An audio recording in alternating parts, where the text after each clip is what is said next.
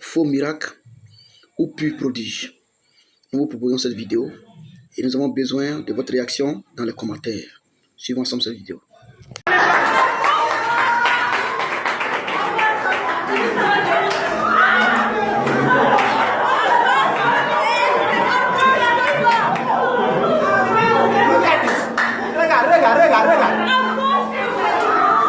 Regarde. C'est comme s'il y a quelque chose qui tire ça. Retourne maintenant, retourne maintenant. Je n'ai même pas parlé. Retourne maintenant. Sois égal à l'autre. Sois égal à l'autre. C'est fait. Prends-moi d'abord. J'ai gardé ça pour toi. Écoutez-moi ici. J'ai opéré un miracle ici. Rien n'est impossible à Dieu. Je vais commander à un pied. Le pied va bouger. Jésus-Christ est la puissance suprême. Je vais prophétiser seulement. Je parle seulement sur le pied. Le pied va s'augmenter. Regarde ici. Mais ici. C'est égal, non? Oui. C'est égal, non? Oui. D'accord. Je commande à ce pied-là. Avance et dépasse l'autre. Maintenant.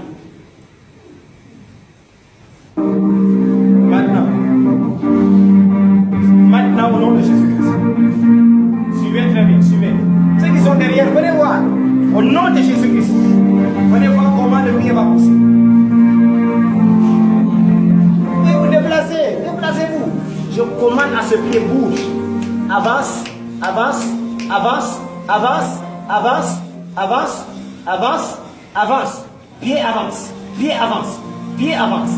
Pied avance. Prends ça très bien. Pied avance. Vous voyez? Pied avance. Avance encore. Dépasse l'autre. Je te commande au nom de Jésus. Avance encore. Avance.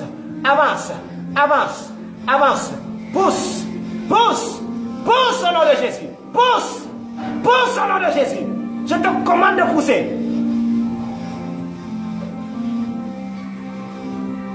Avance.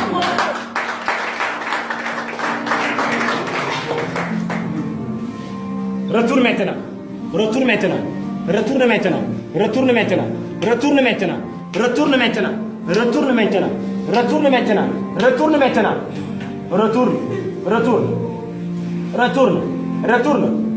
au nom de Jésus-Christ. Retourne. Sois égal à l'autre. Maintenant. Encore. Retourne encore. Arrière. C'est fait. Je sais que vous avez lu la vidéo. Selon ce que la Bible dit dans Jean chapitre 4, Jean chapitre 7, verset 24, il est dit de juger pas selon l'apparence mais selon la justice, d'où de juger selon la parole. Deutéronome chapitre 1, verset 16 aussi le dit également. 1 Pierre chapitre 4, verset 17 dit le jugement de Dieu commence par sa maison. Alors tout ce que nous devons faire sur la terre doit être fruit de Dieu et nous devons plonger ça par les Écritures. C'est pourquoi dans le livre de Philippiens chapitre 5 à partir du verset 9 au verset 11, il est dit de mettre à lumière toutes les fausses œuvres, toutes les œuvres de l'homme. Et si c'est trouvé faux, il faut les condamner. Alors on n'est pas ici pour prendre parti de qui que ce soit, on est ici pour prendre parti de la Sainte Bible. Est-ce que ce que le Messie a fait dans la Bible? C'est un miracle qu'il a produit. Selon lui, la Bible reconnaît cela, oui ou non? Telle est la question.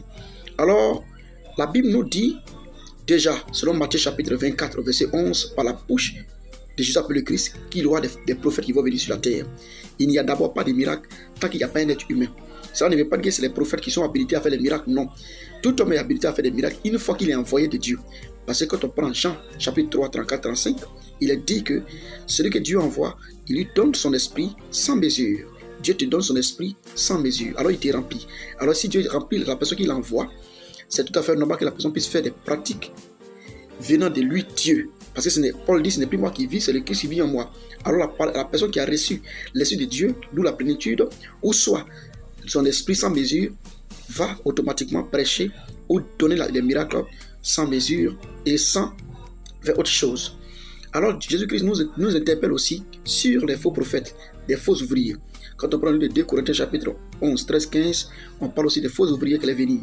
Quand on prend le livre de 1 Jean 4, verset 1 à 2, Dieu nous demande de faire très attention et de ne pas dire que tout miracle, toute parole et toute chose vient de lui. Parce qu'il y a des faux aussi qui sont venus. C'est pour cela qu'il dit dans 2 Jean chapitre 2, 9, que de ne pas ajouter à toute doctrine, de ne pas ajouter foi à toute doctrine, mais de condamner certains. À travers quoi? À travers les Saintes Écritures. Alors comme je l'ai si bien dit, est-ce que ces miracles dans cette vidéo viennent de Dieu? C'est la question fondamentale. Dans le livre de Galates chapitre 2 verset 4, il est dit que des faux frères s'introduiront dans la maison. Nous ne sommes pas en train de dire qu'il n'y a pas de miracles. Depuis l'Ancien Testament, Dieu a fait des miracles. Au milieu du peuple. Il a fait des miracles à travers Pharaon. Il a démontré sa puissance.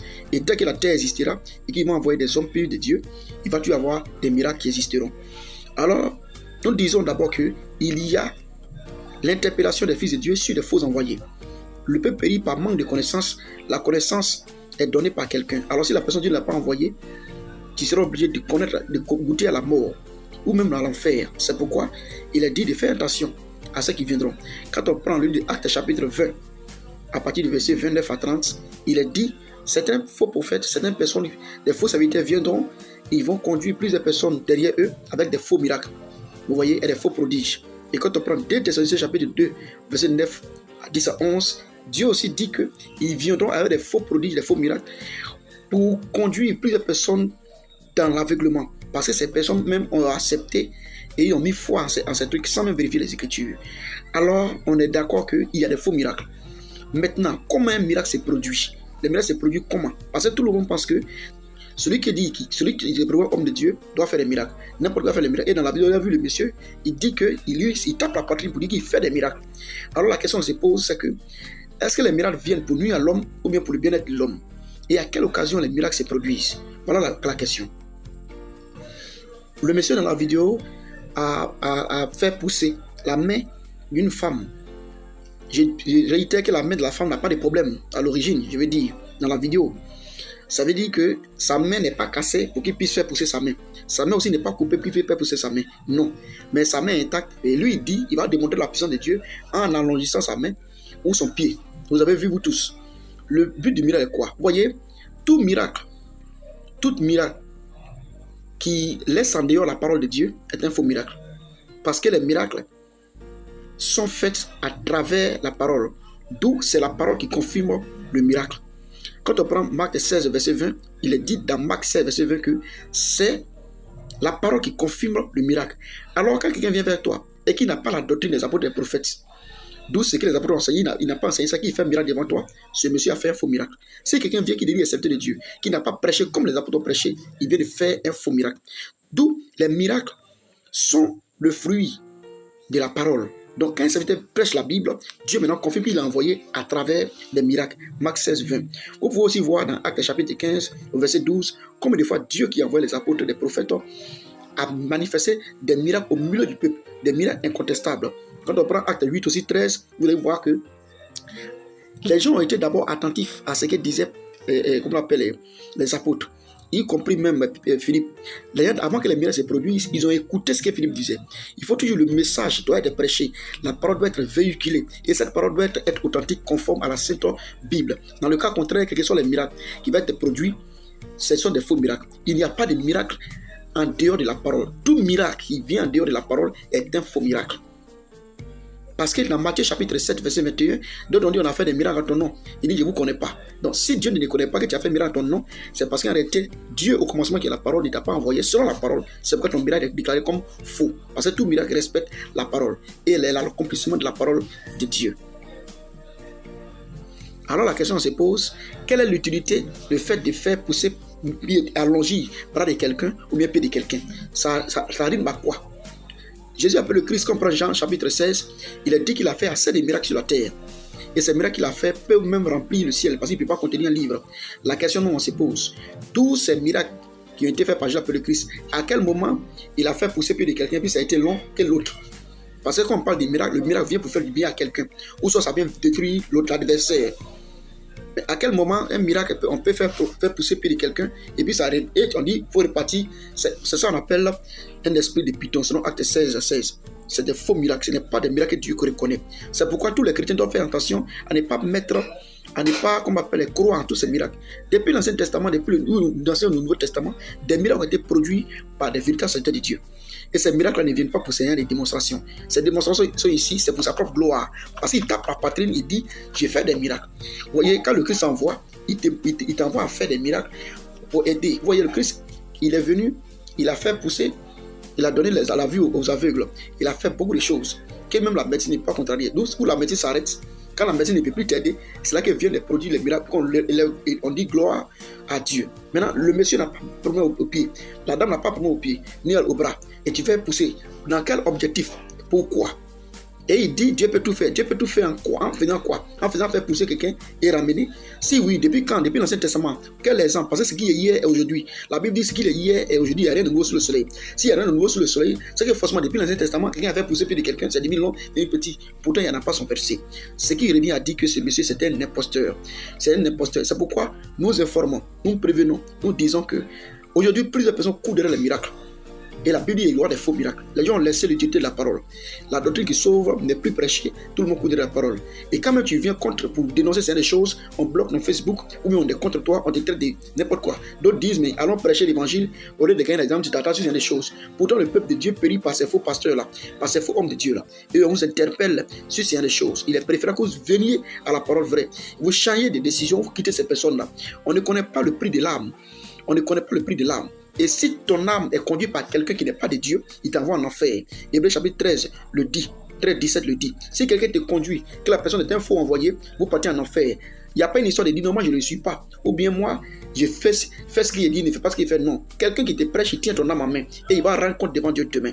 C'est pourquoi on vous interpelle à travers la vidéo, à travers toute chose, de revenir à la parole vraie. Nous sommes dans les derniers temps. Et dans les derniers temps, la Bible dit qu'il va y avoir des faux. Et ces faux sont parmi vous. Parce que tout ce qu'ils font doit être plongé. Vous voyez, vous n'avez pas le temps de lire la Bible, ni de voir l'écriture. Ce qui fait que vous n'avez pas le temps de voir que ces choses sont faux. Mais si vous prenez la Bible, que vous êtes toujours dans la parole de Dieu, vous allez voir que ces personnes-là, il faut les fuir. Il faut fuir ces personnes-là. Que notre Dieu vous bénisse. Pour ceux qui ne sont pas d'accord avec nous, pour nos points de vue, nous attendons tous les points de vue dans les commentaires. Que notre Dieu vous bénisse.